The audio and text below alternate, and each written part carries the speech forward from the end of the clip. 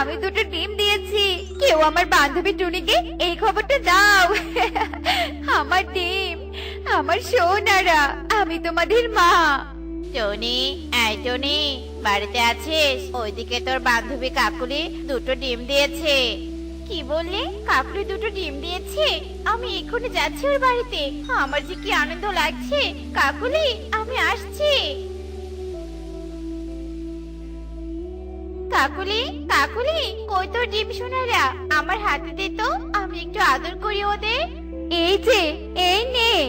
কাকুলি ডিম দুটো টুনির হাতে তুলে দেয় আর টুনি ডিম দুটোকে আদর করতে থাকে। টুনি সেই আদরের দৃশ্য দেখে কাকুলি কেঁদে ফেলে। কি ব্যাপার কাকুলি, তুই কাঁদছিস কেন? আমি মা হয়ে গেলাম, আর তুই তুই সারা জীবন মা হতে পারবি না, এটা আমি বান্ধবী হয়ে মেনে নিতে পারছি না টুনি। শান্ত হ কাকুলি। আর তোকে কে বলেছে আমি মা হতে পারবো না? আমি মা হতে পারবো, কিন্তু সন্তান জন্ম দিতে পারবো না। তোর ডিম মানে আমার ডিম। যখন তোকে মা বলবি তোর ছানারা, তখন তুইও ছানার মা আর আমিও ছানার মা। বুঝতে পেরেছিস? হ্যাঁ, বুঝেছি, কিন্তু কোনো কিন্তু নয়। নে, ডিমগুলোকে তা দে তো। এখন তা দিতে বসবো না, ঘরে কোনো খাবার নেই। আগে খাবার খুঁজে নিয়ে আসবো, তারপর এদের তা দিব। কাকুলি, তুই খাবার নিয়ে কোনো চিন্তা করিস না, আমি আছি তো। ছানারা ডিম থেকে বের না হওয়া পর্যন্ত আমি তোকে খাবার এনে দিব। এবার লক্ষ্মীটির মতো ডিমে তা দেওয়া শুরু কর তো। আমি খাবার খুঁজতে যাচ্ছি। টুনি আর কিছু না বলে খাবার খোঁজার উদ্দেশ্যে উঠতে থাকে। এদিকে কাকুলিও ডিমে তা দিতে থাকে। এভাবে দেখতে দেখতে বেশ কয়েকদিন কেটে যায়। কাকুলির ডিম থেকে দুটো ছানা বেরিয়ে আসে। টুনি দেখ, ছানা বেরিয়েছে, আজ আমি মহা খুশি। আমি অনেক খুশি। বিধাতা, তোমাকে অনেক ধন্যবাদ আমাদের দুই বান্ধবীকে এত সুন্দর উপহার দেওয়ার জন্য। আচ্ছা, তোমাদের মধ্যে আমাদের মা কে? ও হলো তোমাদের মা, আর আমি হলাম তোমাদের মায়ের বান্ধবী মাসি। টুনি, কিসব ভুলভাল বলছিস বাচ্চাদের? তোকে বলেছি না তুই ওদের মা হবি? বাচ্চারা, আমার মতো টুনিও তোমাদের মা। আজ থেকে তোমরা ওকে মা বলে ডাকবে। ঠিক আছে মা, আমাদের ক্ষুধা লেগেছে, আমাদের কিছু খেতে দাও মা। হ্যাঁ, দিচ্ছি খাবার। টুনি, তুই কনককে খাওয়া, আর আমি কুহুকে খাওয়াচ্ছি। আচ্ছা, ঠিক আছে। টুনি আর কাকুলি দুজন দুজনকে খাওয়াতে থাকে। এভাবে আরো বেশ কয়েকদিন কেটে যায়। কুহু ধীরে ধীরে বড় হয়ে ওঠে। একদিন ইয়ে, অনেক মজা লাগছে।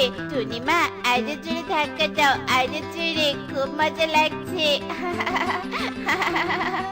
মা, তুমি আমাকেও জোরে ধাক্কা দাও, আমি দোলনায় করে অনেক দূর যেতে চাই।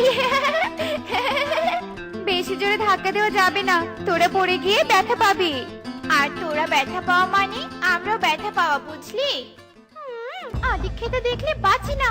এদের দুটোর এত মিল দেখলে হিংসার মেজাজটা জ্বলে যায়। না, আর দেরি নয়, এই দুটোর মিল আমাকে যে করে হোক ভাঙতেই হবে।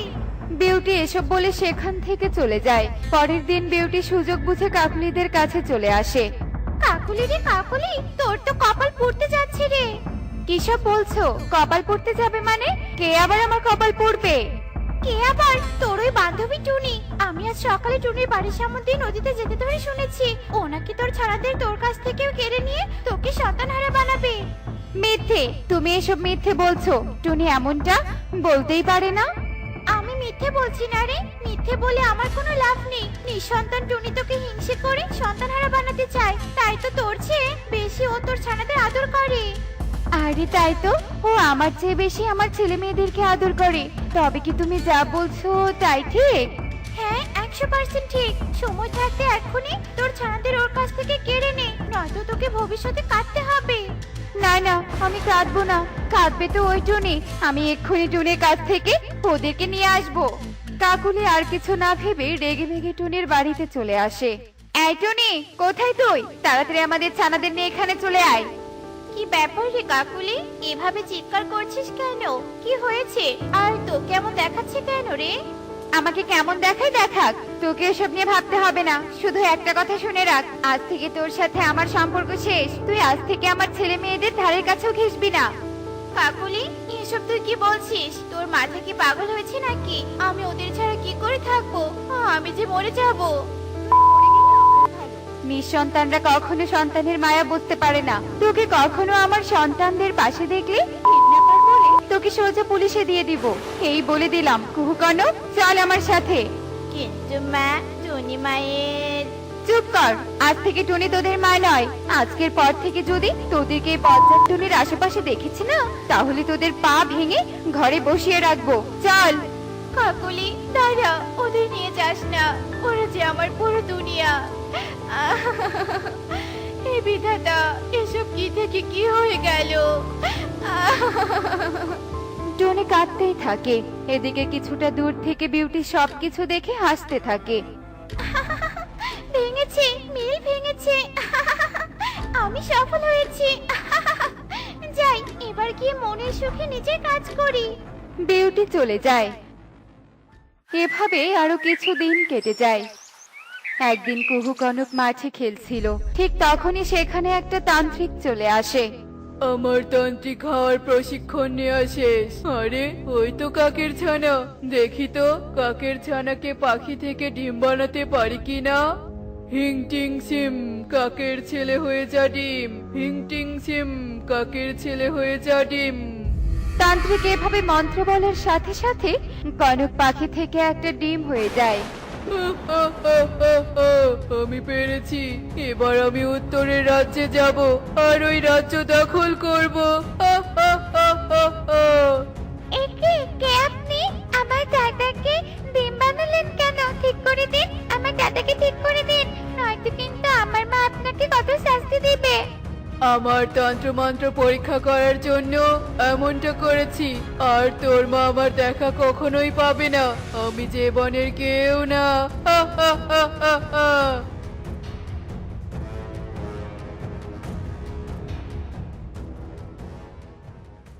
হায় হায় রে, এ কি হয়ে গেল রে? আমার সুস্থ সবল ছেলেকে ডিম বানালো রে। আমি এই এক কন্যা, এক ডিমকে নিয়ে কোথায় যাব, কি করব? কাকলি অনেক কান্না করে। ধীরে ধীরে কনকের ডিম হওয়ার খবর পুরো বনে ছড়িয়ে পড়ে। টুনি এসব শুনে সব ভুলে সাথে সাথে কাকলির বাড়িতে চলে আসে। কোথায় কোথায় আমার ডিমের কনক সোনা? দে কাকুলি, ওকে আমাকে দে। যে তান্ত্রিক এমনটা করেছে, বিধাতা যেন তাকে কঠোর শাস্তি দেয়। আমি এভাবে কনক সোনাকে দেখতে চাই না। আমি ওকে আবার আগের রূপে ফিরিয়ে আনবোই আনবো। কাকুলি চল, সাধু উল্লু দাদার কাছে যাই। আমি নিশ্চিত উল্লু দাদা কোনো না কোনো উপায় বলবেই বলবে। কেন এত দরদ দেখাচ্ছিস শুনি? আমার সন্তানকে কেড়ে নেওয়ার জন্য, তাই না? কাকুলি চুপ কর, অনেক সহ্য করেছি তোর বোকাবো। আর না, আমি জানি তুই ওই বিউটি দিদির কথা শুনে এমনটা করেছিস। জানিস, বিউটি দিদি আমাদের দুজনের বন্ধুত্ব দেখে হিংসায় জ্বলতো, তাই তো বুদ্ধি করে তোর ব্রেন ওয়াশ করে আমাদের মাঝে ফাটল ধরিয়েছে। সত্যি বলছিস? ওই বিউটির এত বড় সাহস? ওকে তো আমি ছাড়বো না। ছাড়াছাড়ি পরে, এখন আগে চল উল্লু দাদার কাছে। টনি কাকুলি ডিম নিয়ে সাধু উল্লু প্যাঁচার কাছে আসে আর সব খুলে বলে। দাদা, দয়া করে আমাদের কনককে ভালো করার একটা উপায় বলো। তোদের ছেলেকে ভালো করার একটা মাত্র উপায় আছে, আর সেটা হলো কেউ একটানা 3 দিন উপোস রেখে নীল ঝর্ণার পানি এনে উপোস অবস্থায় ডিমের ওপর সেই নীল ঝর্ণার পানি ছিটিয়ে দিলেই ডিম থেকে কনক মুক্তি পাবে। একটানা 3 দিন উপোস? আমি তো একদিন কেন 1 ঘন্টা খাবার না খেয়ে থাকতে পারি না। এবার তবে কি হবে? কাকুলি তুই চিন্তা করিস না, আমি তো আছি। আমি রাখবো উপোস, আর আমি আনবো নীল ঝর্ণার পানি। কনকের জন্য আমি সব করতে রাজি। এরপর টনি তার কথা মতো উপোস রাখতে শুরু করে। এভাবে দেখতে দেখতে 3 দিন হয়ে যায়। আর উপোস অবস্থায় টনি সাধু উল্লু প্যাঁচার কথা মতো অনেক কষ্টে নীল ঝর্ণার পানি নিয়ে আসে আর ডিমের ওপর ছিটিয়ে দেয়। পানি ছিটিয়ে দেওয়ার সাথে সাথে ডিম থেকে কনক বেরিয়ে আসে। মুক্ত হয়েছে, আমার কনক মুক্ত হয়েছে। টনি, তোকে অনেক ধন্যবাদ। আর তুই আমাকে ক্ষমা করে দে রে বোন। আমি না বুঝে তোর সাথে অনেক খারাপ ব্যবহার করেছি। আমি তোকে অনেক আগেই ক্ষমা করে দিয়েছি। তুই অনেক ভালো টুনি। আজ তুই প্রমাণ করে দিলি শুধু জন্ম দিলেই মা হওয়া যায় না, মা হতে হলে মায়া মমতা দরকার। আজ থেকে আমরা দুজন মিলেমিশে থাকবো আর আমাদের সন্তানদের দেখে শুনে রাখবো। ঠিক বলেছিস, আমরা আর কখনো আলাদা হব না। এরপর থেকে কাকুলি টুনি বেশ মিলেমিশে দিন পার করতে থাকে। এমনই সব মজার মজার শিক্ষণীয় টুনি পাখির গল্প দেখতে আমাদের পাশেই থেকো। আর গল্পগুলো কেমন হচ্ছে তা কমেন্টে জানাতে ভুলো না কিন্তু। Bye bye. ফাগুন হাওয়ায় হাওয়ায় করেছে যে গান, ফাগুন হাওয়ায় হাওয়ায় করেছে যে গান। ওই যে বাবা যে নিঃশ্বাসটা বুঝে গেল যে, বাঁচাও, কেউ আমাকে বাঁচাও।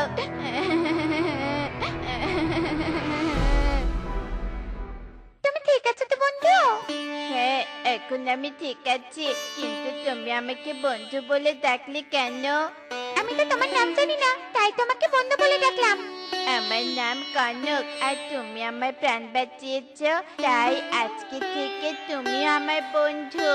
ঠিক আছে বন্ধু, আজকে আমি তোমাকে আমার বাড়িতে নিয়ে যাব। এরপর প্রজাপতি কনককে নিয়ে তার বাড়িতে চলে যায়। এই নাও কনক, আমাদের বন্ধুত্বের প্রথম দিনে আমি তোমাকে মিষ্টি মুখ করালাম।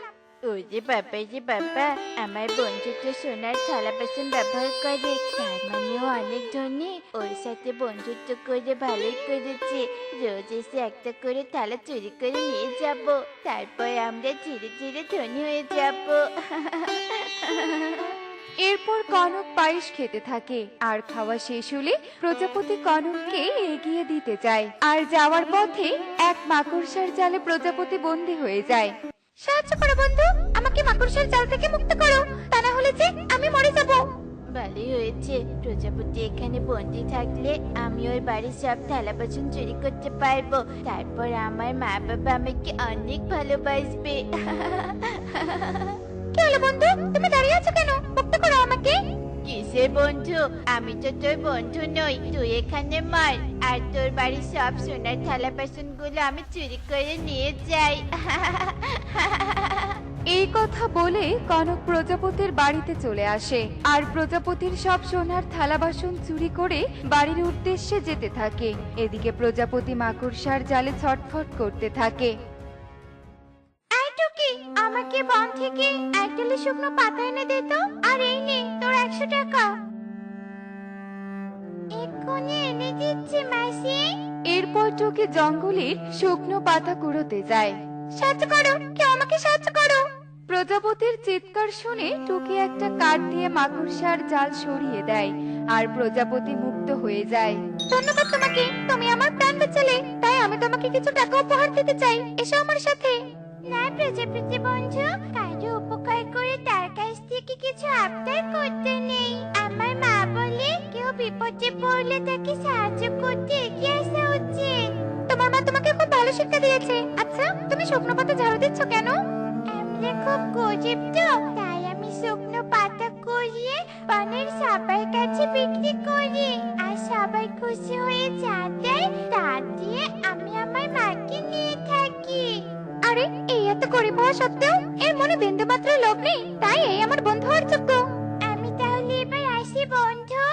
দাঁড়াও বন্ধু, আমি তোমার সাথে চিরকালের জন্য বন্ধুত্ব করতে চাই, আর তোমার সাথে বন্ধুত্ব করে এক বিশ্বাসঘাতককে তার লোভের শিক্ষা দিতে চাই। কে বিশ্বাসঘাতক? তুমি কার কথা বলছো বন্ধু? এরপর প্রজাপতি টুকিকে সব কথা খুলে বলে।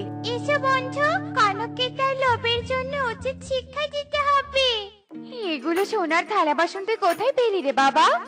মানে মা, এগুলো আমি পথের ধারে কুড়িয়ে পেয়েছি। এখন তোমরা আমাকে নতুন সাইকেল কিনে দিবে তো মা? হ্যাঁ রে বাবা, দিব। এই সোনার থালা বাসনের যে দাম, একটা থালা বিক্রি করে তোকে অনেক কিছু কিনে দিতে পারবো। বাচ্চার চোর, বিশ্বাসঘাতক কোথাকার, দে বলছি আমার সোনার থালা বাসন আমাকে দে। এগুলো তোমার থালা বাসন? তাহলে কনক যে বললো ওই এগুলো কুড়িয়ে পেয়েছে। না মাসি, কনক তোমাকে মিথ্যা বলেছে আসলে। এরপর প্রজাপতি কাকুলিকে সব কথা খুলে বলে। তোকে আমি এই শিক্ষা দিয়েছি, একে তো চুরি করেছিস, তার উপরে মিথ্যে কথা বলেছিস। বল, আর কখনো চুরি করবি কিনা বল। ওই যে বাবা যে, ওই যে মা যে, মরে গেলাম যে মরে গেলাম। আমি আর কখনো চুরি করবো না মা। ঠিক আছে, কথাটা যেন মনে থাকে।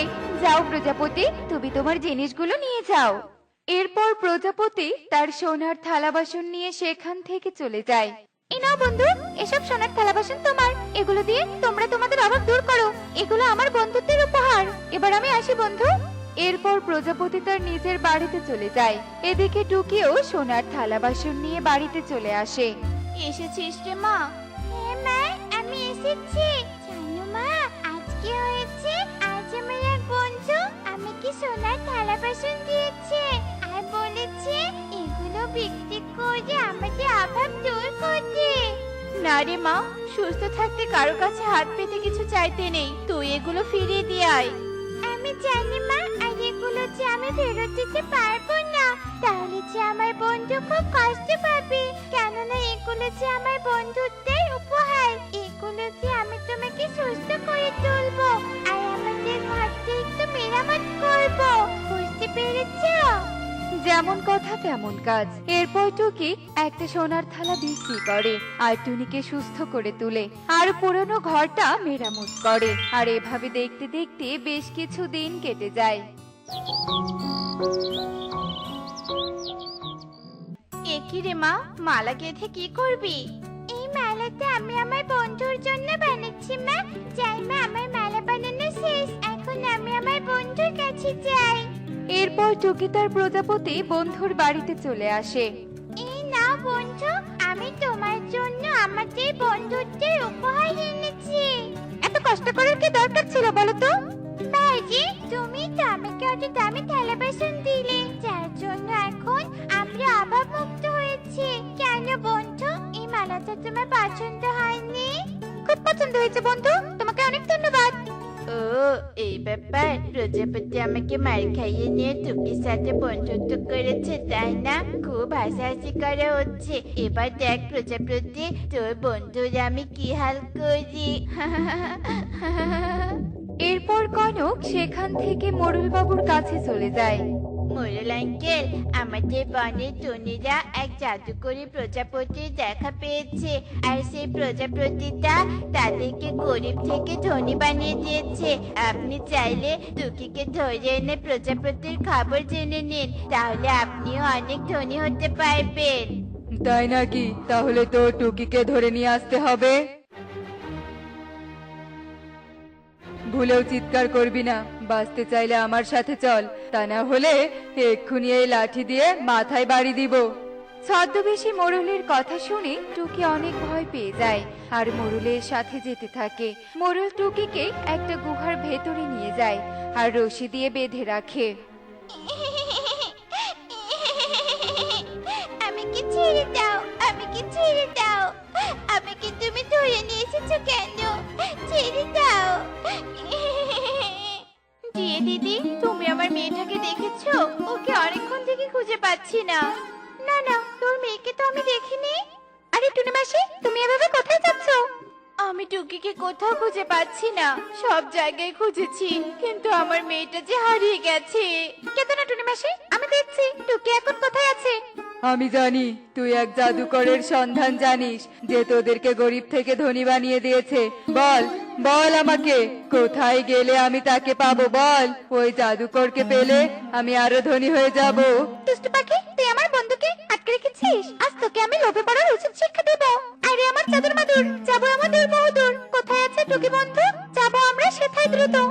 এরপর টনি ও প্রজাপতি মাদুরে চড়ে গুহার ভেতরে চলে যায় আর প্রজাপতি জাদু করে টুকিকে মুক্ত করে দেয়। লোভী কোথাকার, আমি সেই যাকে তুই খুঁজছিলি। এখন আমি তোকে চিরতরে ভিখারি বানিয়ে দিব, যাতে কখনো লোভে না পড়তে পারিস। ওরে বাবা যে, আমি তো মোরাল বাবুকে মিথ্যে বলেছিলাম যে প্রজাপতি একটা জাদুকর। এখন তো দেখছি সত্যি সত্যি সে একটা জাদুকর। পালাই বাবা পালাই। আপনি বনের মোরল হয়েও এত লোভী? তুমি মোরল আঙ্কেলকে লোভের জন্য উচিত শিক্ষা দাও বন্ধু। এরপর প্রজাপতি জাদু করে মোড়লের কাঁধে একটা ছোলা আর হাতে একটা ভিক্ষার প্লেট ধরিয়ে দেয় আর বলে, এখন থেকে তুই শুধু এক ভিখারি। বাড়িতে গিয়ে দেখবি তোর সবকিছু শেষ হয়ে গেছে। কিন্তু বন্ধু, তুমি যে জাদু শক্তি জানো, এই কথাটা আমাকে বলনি কেন? আমি আমার জাদু শক্তির কথা গোপন রাখতে চেয়েছিলাম টুকি, যাতে কেউ আমাকে জাদুকরি বলে বন্দনা করতে আসে। তোমরা এই কথা কাউকে বলো না, কেমন? আচ্ছা ঠিক আছে বন্ধু, আমরা এই কথা কাউকে বলবো না। চলো মা। দেখলে তো বন্ধুরা, প্রকৃত বন্ধু কখনো বন্ধুর বিপদ দেখে চুপ করে থাকতে পারে না, আর লোভের ফলে ভবিষ্যৎ অন্ধকার হয়ে যায়।